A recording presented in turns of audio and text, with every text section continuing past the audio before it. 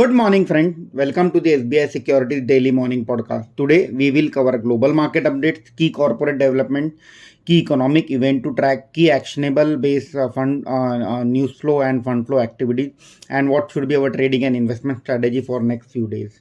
So first, let us do a market roundup. What happened yesterday in the Indian market?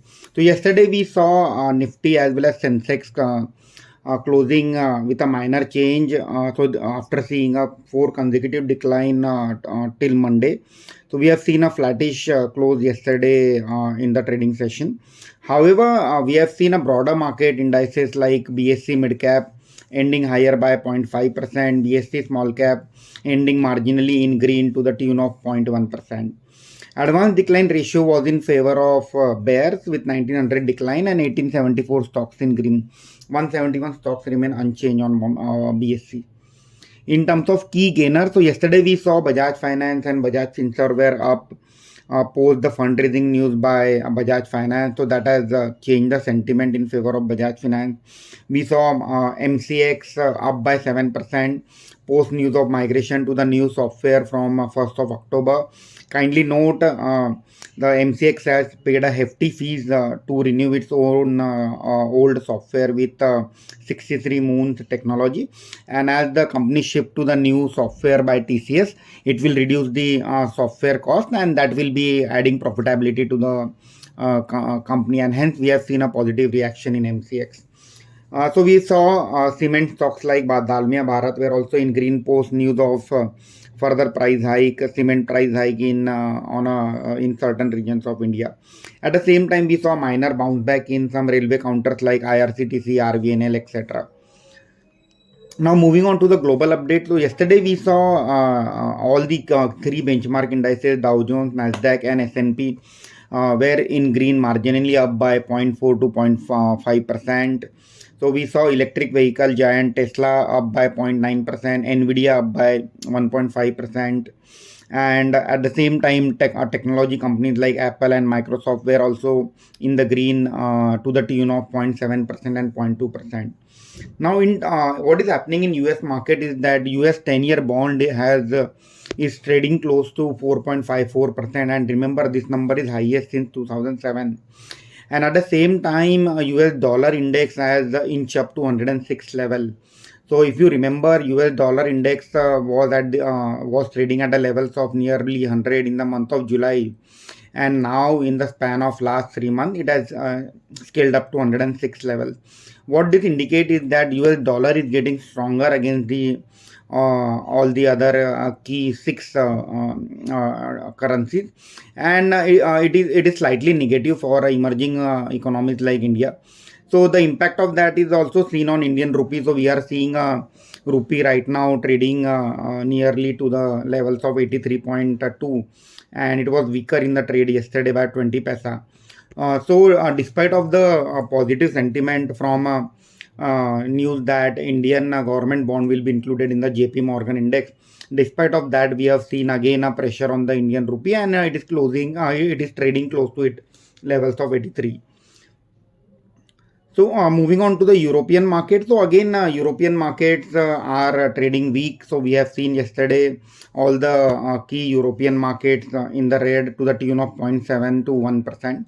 Today morning at 7 a.m. in the morning when we are doing this podcast, even the Asian key indices are trading in a negative territory and are down up to 1%. GIFT Nifty, which is a barometer of Indian market, is trading at 19,669 level, which is marginally down by 30 points. So in terms of Brent crude, which is again one of the key parameter to track from a Indian market perspective, is right now trading at the levels of $93.3 to the barrel. Kindly note the crude oil was trading at levels of 72 in the month of July. So during the last 3 months, the crude prices have increased to the levels by $20 per barrel. And if I look at YOY basis, year over year, during the last year in the month of September, October, the crude oil was trading in the range of again $90 to $100 barrel. So all the benefits of lower crude oil prices seems to be waning out, and we may see some concern emerging out of the higher crude oil prices. In terms of fund flow, yesterday FII again were the seller to the tune of 2,333 crore. It is the fifth consecutive session where we have seen a selling from foreign institutional investor. However, that was backed by buying to the tune of 1,579 crore from domestic institutional investor. So if I have to sum up, it seems that overall the sentiments are negative from a global market perspective, and however, it seems that Indian market may open flat today, and we may see a stock specific action. I feel till the time Nifty is holding on to the levels of 19,600, bulls are on strong footing, and market is right now in the consolidation mode after a ferocious rally which we have seen from the month of April to August. Now let's move on to the key actionable, which are the key news in focus today. And the first news is on Sham Metallic. It's a Calcutta-based metal company. So they have forayed into the battery-grade aluminum foil business.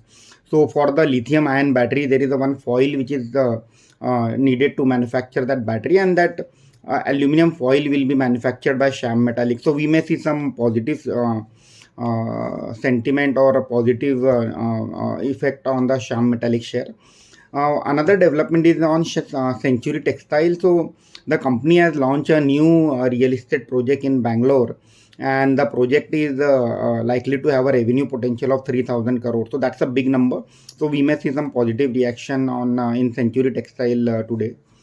So we have seen a rating upgrade, a long-term credit rating upgrade for Tata Steel to Baa3 from Ba1, and outlook has been maintained at stable to positive for Tata Steel.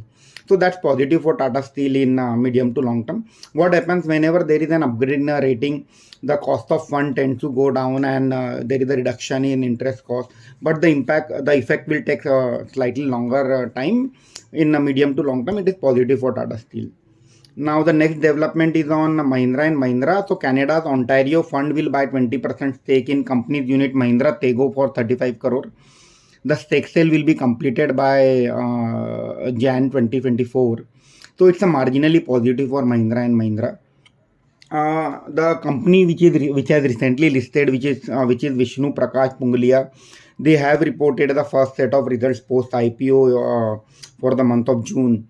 So what we have noticed is that sales were up by 279. Sales were up to 279 crore from 186 crore year over year, and profit was up to by 55% at 16.3 crore year over year. So at current market price, the stock is trading at 17 times price to earning multiple. So we believe there is some marginal upside potential still left in this infrastructure company.